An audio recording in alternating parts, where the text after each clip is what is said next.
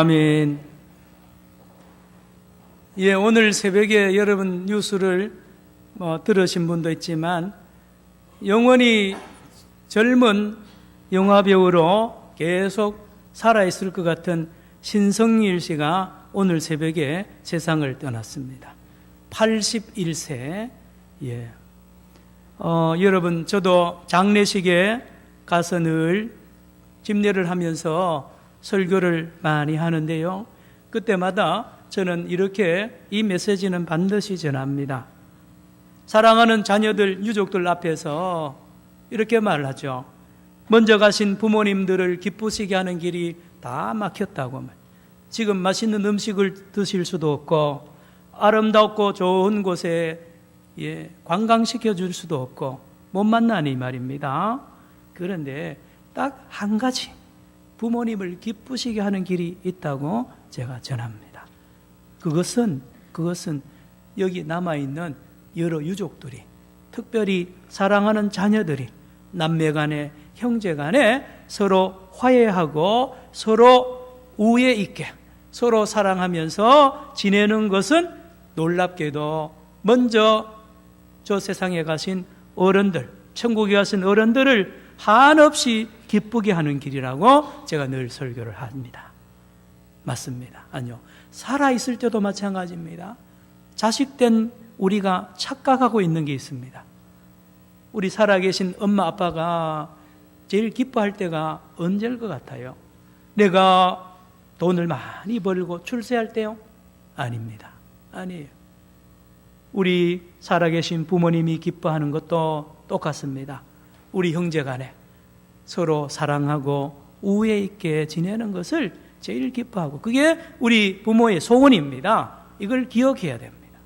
그렇지 않고 먼저 이 세상을 떠난 어른 장례를 치르면서 많은 자식들이 천하의 불효를 행하는 경우가 있잖아요. 유산 문제 가지고 장례식장에서 서로 질투하고 다투고요, 소송 벌리고. 안 됩니다. 안 됩니다. 살아있은 부모한테도 마찬가지죠. 부모 가슴에 비수를 꼽는 거예요.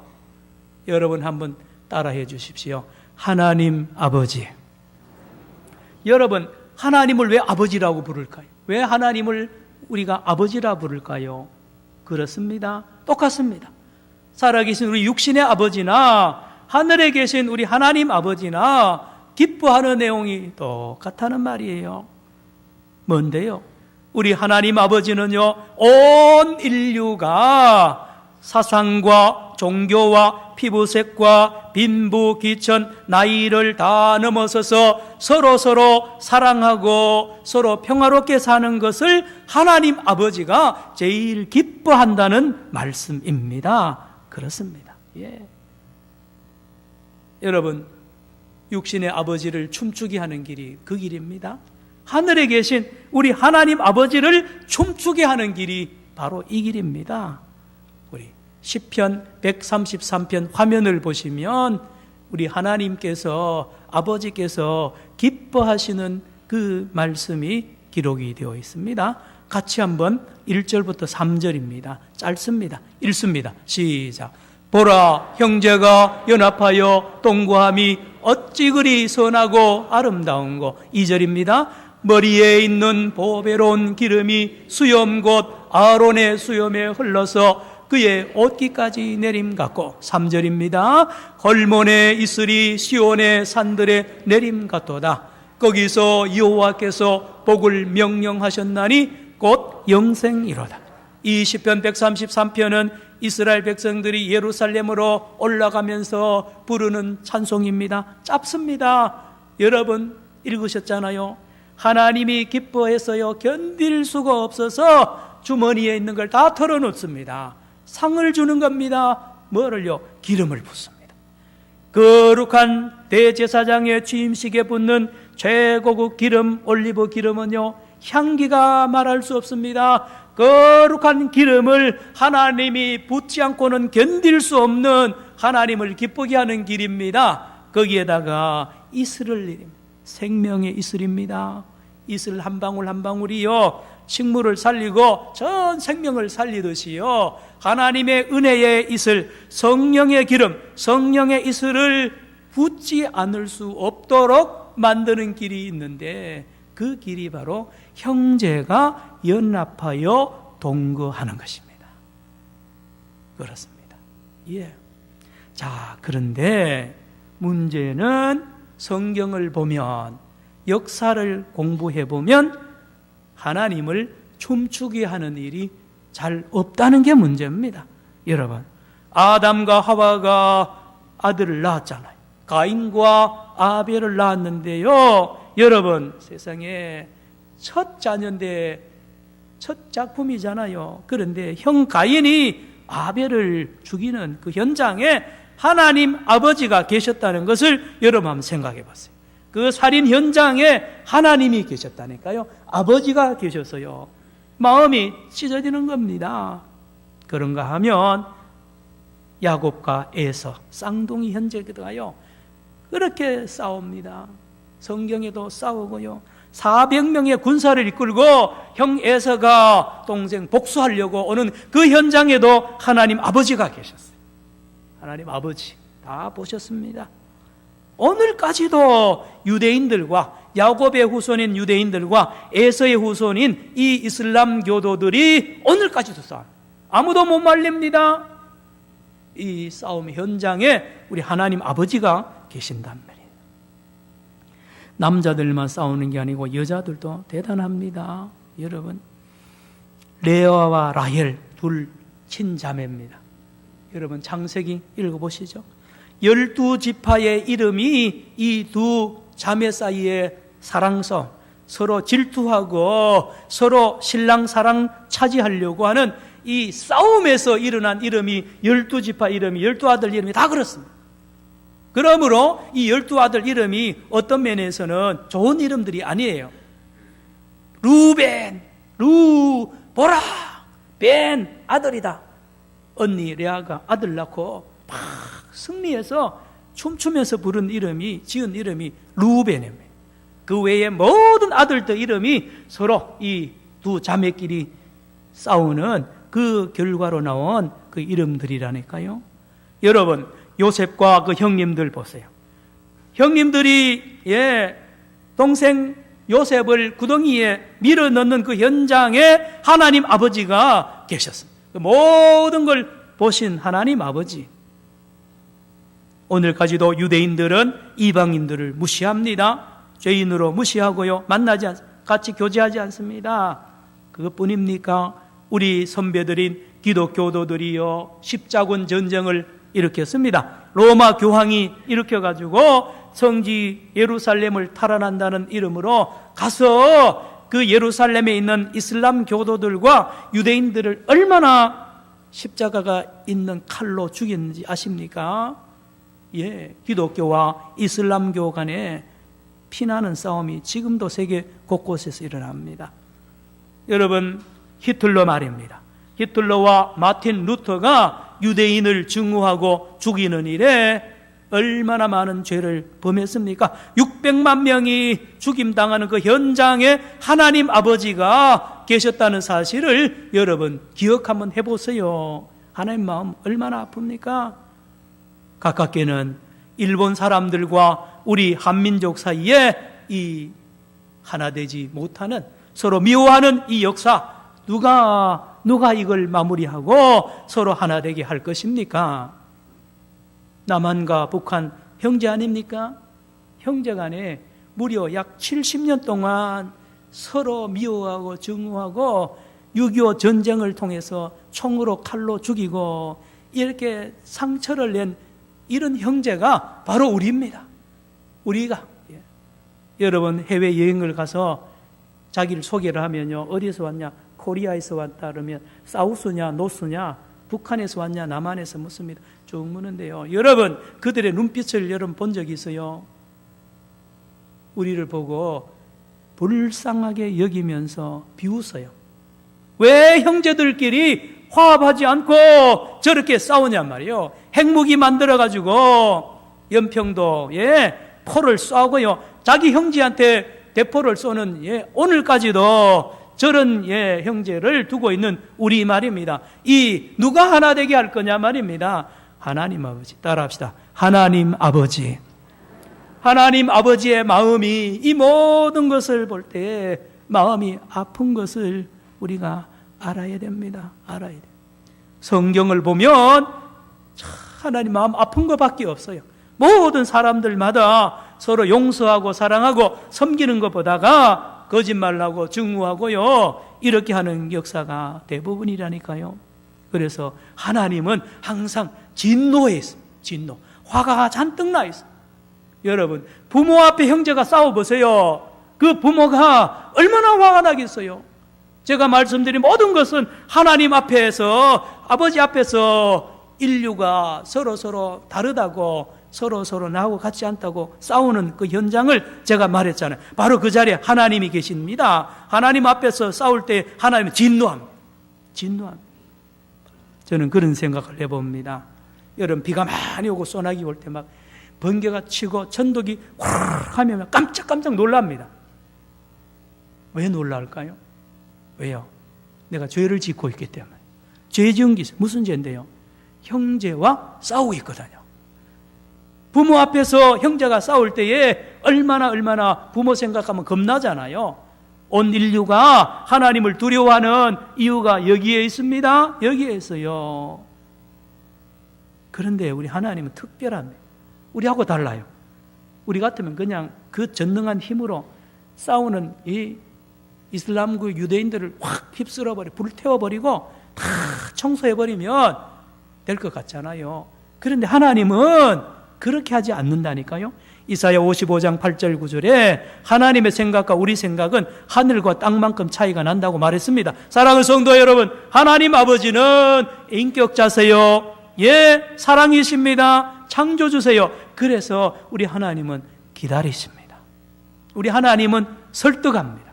형을 설득하고 동생을 설득합니다. 서로 화해하라고 말입니다. 그래서 하나님께서 사람을 보냅니다. 화평케 하는 그 선교사 미셔너리를 보냅니다. 예언자를 보내고요, 많은 종들을 보내서 서로 화해하게 하고 하나 되게 하시는 하나님. 그 첫 번째 사람이 따라합시다. 아브라함. 여러분, 아브라함을 창세기 12장 1절에 3절에 부르시는데요, 그 목적을 여러분 바로 알아야 됩니다. 12장 3절의 창세기, 땅의 모든 족속이 너로 말미암아 복을 얻을 것이라 라고 하는데, 이 복이 뭡니까? 하나님의 사명을 감당하는 거예요. 물질, 건강, 오래 아닙니다. 하나님의 미션을 담당하는 선교사로 하나님 불렀는데, 그 내용은 너는 모든 족속으로 다니면서 화해시키라는 거예요. 하나님과 화해시키고 이웃과의 관계를 회복시키고 화해시키라고 하나님이 아브라함을 불렀습니다. 아브라함은 그러므로 화평케 하는 사명만 받았습니다. 다른 사명 받지 않았어요. 그의 후손들이 이스라엘 사람입니다. 하나님은 그들을 또 교육합니다. 가르칩니다. 리마인드 시킵니다. 언제요? 출애굽한 이후에.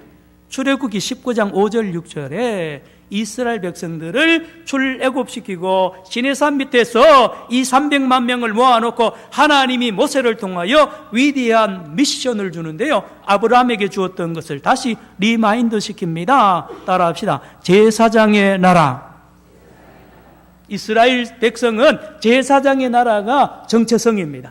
자기들의 신분이 사명입니다. 제사장의 나라는 뭐 하는 겁니까? 하나님과 이스라엘 백성, 하나님과 온 세계 사람들을 하나 되게 하는 것이며, 또요, 옆에 온 인류를 하나 되게 하는 거예요. 여러분, 제사장 그러면 맨날 제사 드리고 제사법만 연구하는 줄 아는데 아닙니다. 여러분, 제사장의 더 큰 사명이 뭐냐면 재판하는 겁니다. 재판. 이스라엘 백성들끼리 분쟁이 있잖아요. 그러면 제사장 앞에 와서 일릅니다. 그러면 어떤 사건 하면 이제 성경을 펴놓고 이제 율법대로 딱 판단을 하는 거예요. 제사장입니다. 제사장은 하나님과의 관계도 맺어주지만 이웃과의 관계도 화평하게 하는 것이 제사장인데 이스라엘 백성이 해야 되는 사명이 이거라는 말이에요. 이거. 그런데 말입니다, 이스라엘 백성들은 반대로 합니다. 아브라함의 후손들은 세계를 화평하게 하는 것이 아니라 자기 전부 빼앗습니다. 가는 데마다 그래서 유대인들이 미움받는 이유가 뭡니까? 유대인들이 동네 들어오면요, 그 동네 돈이 전부 유대인들한테 가요. 마지막에 보면요. 그래서 유대인들이 미움받는 거예요. 나눠주는 게 아니고 빼앗는 일을 한다니까요. 선교하는 일이 아니라 막는 길을 합니다. 하나님의 마음이 아픈 거예요. 하나님이 보낸 선교사들, 선지자들요, 한 명도 성공한 사람이 없습니다. 실패합니다. 가면 매맞습니다. 가면 쫓겨납니다. 돌 맞습니다. 죽임당합니다. 다 평화를 위하여 하나님의 부름을 받고 나가지만 다 실패합니다. 그래서 하나님이 이제는 직접 오십니다. 직접 하나님이 이 땅에 사람의 몸을 입고 이 땅에 화평을 위하여, 평화를 위하여, 또 한번 따라합시다. 샬롬. 샬롬. 하나님과 샬롬, 이웃과의 샬롬을 이루기 위하여 아기 예수님으로 베들레헴에서 태어나시잖아요. 누가복음 2장 14절, 하늘에는 영광, 땅에는 평화입니다. 바로 예수님이, 하나님이 이 땅에 오셔서 뭘 하셨습니까? 싸움거리를 없애버리는 거예요. 시비거리를 없애버리는 거예요. 고소고발거리 싹 없애버리는 거예요. 뭡니까? 빚을 다 청산해버립니다. 예수님이 오셔서요, 우리가 하나님 앞에 진 빚, 하나님 우리 보고 따질 수 있는 그 죄악을 다 예수님이 다 짊어지시고 십자가에서 깨끗하게 다 없애주시러 예수님이 오셨고 그 일을 완성하셨습니다. 또 하나요, 이웃과의 관계에 그 모든 죄도 당신이 다 짊어지시고 빚을 깨끗하게 처리해 주심으로 말미암아 싸울 거리가 없었습니다. 그렇습니다. 열심히 싸우다가요, 예수님을 믿으면요, 싸울 거리가 없어집니다. 그런가 하면 싸울 거리가 없어지면서 또 뭐가 형제인 걸 압니다. 사랑해야 될 존재인 걸 압니다. 이웃이요. 하나님 마찬가지입니다. 아닙니다. 더 나가서 내가 섬겨야 될 존재인 것을 알게 된단 말입니다. 예수님 때문에 말입니다. 그래서 하나님의 나라가 드디어 이어지는 것입니다. 하나님의 나라가 세워지는 거예요. 또 한번 따라합시다. 교회. 이 사람들의 모임이 교회입니다. 예수 안에서 하나님과 화평을 누리고 이웃과 화평을 누리는 사람들의 모임이 교회라니까요. 교회예요, 교회. 그래서 많은 사람들이 교회 안에 들어오면 예수님을 믿고요, 신비한 세계를 봅니다. 여러분이 지금 개정동 앞에 지금 이 시간에도 길거리에 많이 우리 교회당, 예배당 앞을 지나가는 사람들이 많을 거예요. 도대체 이 안에 무슨 일이 일어나는지 몰라요. 비밀입니다. 교회는 비밀이 가득한 모임이 교회인데요, 그 중에 가장 큰 비밀이 뭡니까? 우리 하나님과 이웃과의 모든 빚이 예수 그리스도로 말미암아 깨끗하게 청산이 되었다는 것입니다. 또 따라합시다. 영생. 여러분, 영생을 어렵게 생각하지 마세요. 영생이 뭔지 아십니까? 빚이 없어지면 영생이에요. 여러분, 빚 한번 독촉받은 적이 있는 분은 실감할 거예요. 아침 저녁 밤낮 가리지 않고 전화하고요, 찾아와서 문 두드리고요, 협박합니다. 못 삽니다. 왜요? 빚이 많으니까요. 할 말 없습니다. 잠을 제대로 잘 수 있습니까? 밥을 제대로 먹을 수 있습니까? 그런데 빚이 없어지는 날, 빚을 다 갚은 날은요, 팔다리 손 다 크게 쭉 뻗고요, 편안하게 잡니다. 밥도 맛있고요. 이게 영생이라니까요. 영생이 뭡니까? 하나님과 이웃과의 관계에 빚이 다 청산되는 삶을 바로 영생이라 그럽니다. 자, 영생을 경험한 이 성도들이 모여있는 것이 교회입니다. 예루살렘의 교회가 모일 때마다 이 영생의 기쁨이 충만한 사람들이 찬송하는 게 노래가 다릅니다. 여러분, 찬송가하고 일반 유행가하고 들어보면요, 영적인 이 전혀 차원이 다르잖아요. 은혜 받은 성도들이 올리는 찬송은 멀리서 들어도 거룩한 찬송. 여러분, 속죄함을 받고 죄사함을 받은 사람들의 찬송, 은혜가 충만한 사람들의 찬송 말입니다. 찬송을 부르는 소리도 아름답지만 말입니다, 그들의 말하는 것이 그렇게 부드러워요. 그들의 표정이 빛이 납니다. 부드럽습니다. 세상에 볼 수 없는 그런 모습들을 교회 안에서 보니 모두 다 교회로 옵니다. 그래서 초대교회 예루살렘 교회가 부흥합니다.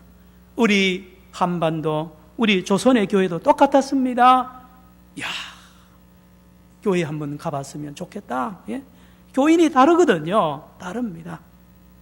자, 그런데 여러분, 참 감사한 것은 오늘 장로님도 기도했습니다만은 여러분 기도해 주신 덕분에 또 하나의 은혜로 우리 김재경 전도사님이 이제 남편 최 집사님과 이 간 이식 수술을 성공적으로 마치고 아주 회복이 잘 되고 있습니다. 특별히 김 전도사님은 금주 말에 퇴원하세요. 이 자리에 없어서 제가 이야기할 수 있습니다만은 참 존경스럽습니다.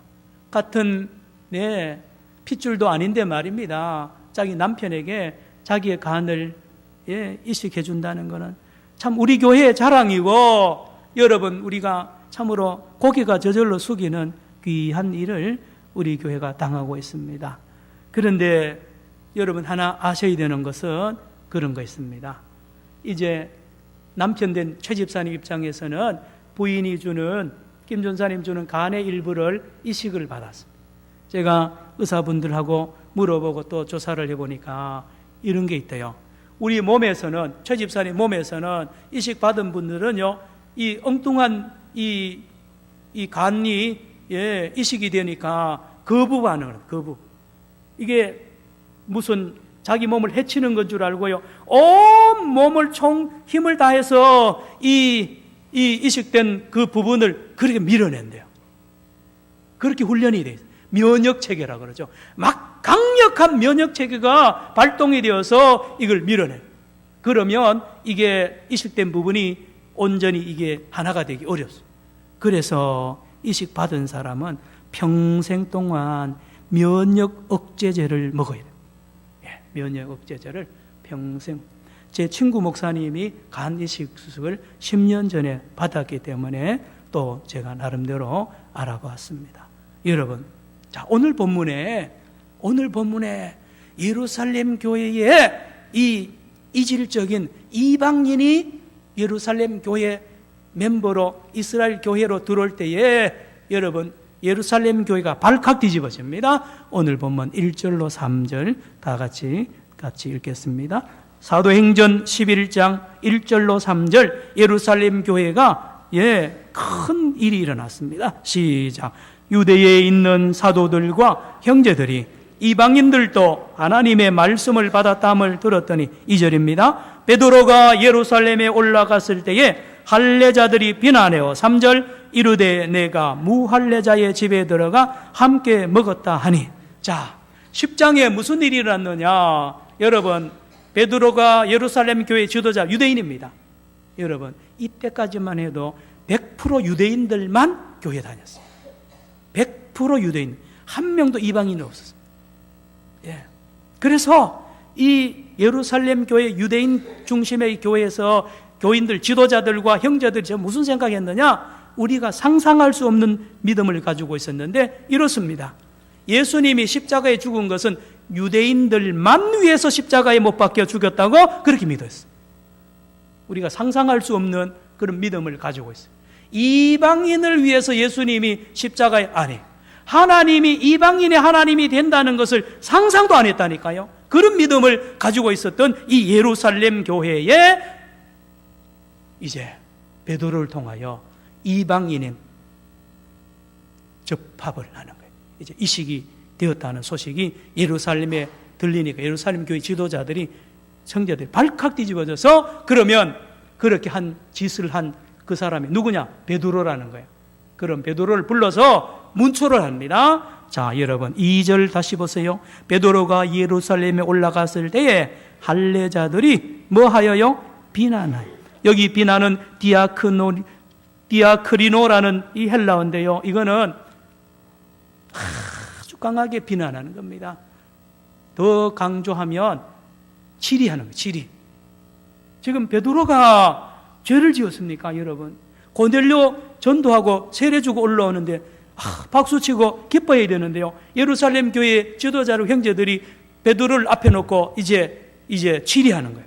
그래서 심판하려고 이야기를 들어라. 이야기를 한번 해보라는 거예요. 자초지정을 이야기하라니까 베드로가 오늘 본문의 4절 보시기 바랍니다. 4절. 베드로가 그들에게 이 일을 어떻게 해요? 차례로 뭐요? 설명. 여러분, 옛날 베드로 같으면 뒤집어 버려요. 예? 내가 뭔 죄를 지었냐고 막 혈기를 부릴 텐데, 여러분, 베드로가 아주 친절하게, 아주 자세하게, 차분하게 있었던 일을 자세하게 이야기하는데, 사도행전 10장에 있는 이야기를 그대로 다시 합니다. 이 이야기를 듣는 예루살렘 교회 지도자들과 형제들이 두 손을 번쩍 들면서 하나님 앞에 회개합니다. 하나님 앞에 회개합니다. 18절, 오늘 읽은 본문 말씀 제일 끝절입니다. 여러분 같이 읽습니다. 시작. 그들이 이 말을 듣고 잠잠하여 하나님께 영광을 돌려 이르되, 그러면 하나님께서 이방인에게도 생명 얻는 회개를 주셨도다 하니라. 예, 제 같으면 이 정도 안 됩니다. 예루살렘 교회 지도자들이 완전히 회개하고 엉엉 울면서 회개했다고 기록해야 되는데요, 아주 이 점잖게 회개하는 거, 이거 안 됩니다. 이 내용이 그런 게 아니에요.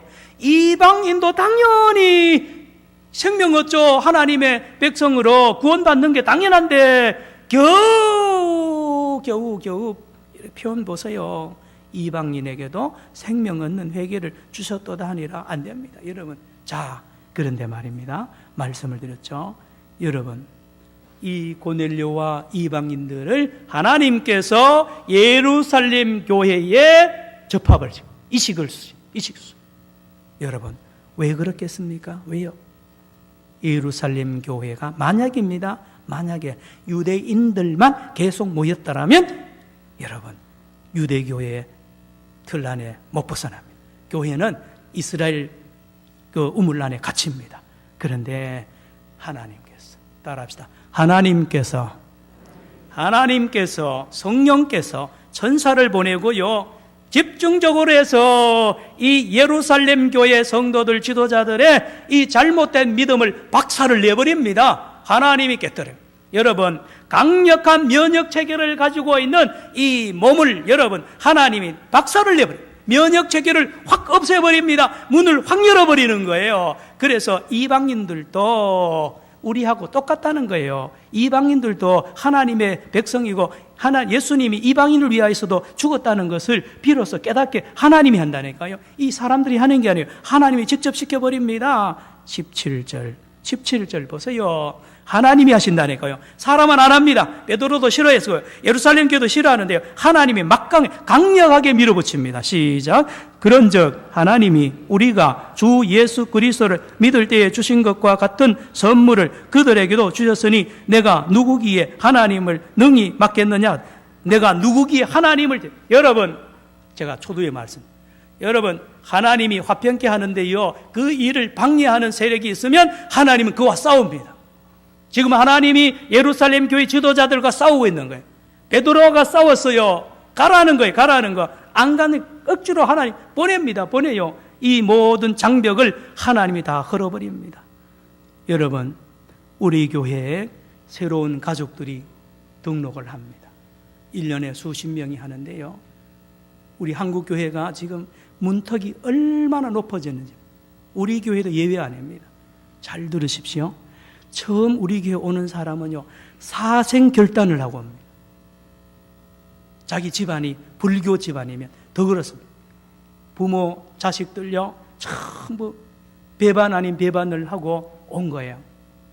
그런가 하면요, 얼마나 외롭고 힘들어서 겨우 어디 숨 좀 쉴 것 같아서 교회를 기대하고 교회 문을 두드리는데 교회 문턱이 높으면 못 들어가고요. 들어가도 거기 적응을 못하고 다시 집으로 돌아가는 일이 많습니다. 여러분, 우리 교회나 한국교회가 이만큼 오늘 본문을 통하여 하나님이 우리에게 주신 말씀입니다. 뭔데요? 여러분, 전도를 막는 것이요 사회 아닙니다. 전도 막는 것은 이 교회 우리들이 전도를 막아요. 우리의 눈이 말입니다. 우리의 마음이 새로운 신자, 새로운 가족에게 관심이 있어요, 여러분. 교회 붕붕 그러면서 왜 여러분은 새로운 사람을 그렇게 웰컴하지 못합니까? 우리가요. 우리 마음에 이 모순된 아이러니가 있다니까요. 오늘 본문이 그걸 말하는 거예요. 교회 나오는 사람을 교회 못 나오게 하는 주 원인이 교회가 있다니까요. 교회가. 이만큼 우리 한국교회가 이렇게 문턱을 높여버렸습니다. 그러나 여러분, 하나님은 살아계십니다. 이제 다음 주에 추수감사주일에 우리 교회 역사상 처음으로 다문화 가정을 몇 가정 지금 초청하기 위해서 지금 진행 중에 있습니다. 여러분, 여기에 캄보디아, 베트남에서 온 며느리 되신 분들과 그 자녀들이 함께 예배드리러 온단 말이에요. 여러분, 어떻게 할 겁니까? 여러분, 제3세계 사람들 우리 교회 안에 접을 붙여주는데요. 말씀을 정리합니다. 그렇습니다. 여러분, 잘 들으세요. 우리 교회에 새로 오는 사람은요, 저와 여러분, 우리 산정형 교회에 생명을 하나님이 보내주는 거예요. 간을 떼서 우리한테 붙여두듯이요, 그분이 오셔야만이 우리 교회가 건강해집니다. 역사와 전통을 자랑한다고요, 우리끼리 안 됩니다. 교회는 온전해야 되는데 그것은 하나님이 붙여주는 새로운 지체들을 향하여 항상 열려있고, 우리 새로운 지체들 향하여 저들의 발을 씻겨주고, 그가 바로 나의 생명이고 나의 가장 귀한 간이요 허파요, 그것을 알아야 됩니다. 여러분, 전도는 말입니다, 나를 위해서 하는 거예요. 나를 위해서. 오늘 우리 이 예루살렘 교회 지도자들과 성도들의 이 잘못된 생각이 무너지듯이 저와 여러분의 이 닫혀있고 높아진 이 눈과 마음을 낮추는 귀한 은혜가 함께하기를 축원합니다. 기도합시다. 사랑의 주님, 우리가 처음 교회에 나왔을 때를 기억합니다. 모두 다 어색하고 낯설고 어디에 눈을 둬야 될지 모르는 안절부절할 때에 어느 성도, 어느 집사님, 권사님이 친절하게 우리를 안내하고 기르고 또 말씀을 가르치는 것을 영원히 기억합니다. 우리 모두가 그러한 새 가족을 웰컴하고 섬기는 귀한 생명의 사업에 쓰임받는 우리 겸손한 성도들, 예수님의 제자들 되게 하여 주시옵소서. 예수님의 이름으로 기도드리옵나이다. 아멘.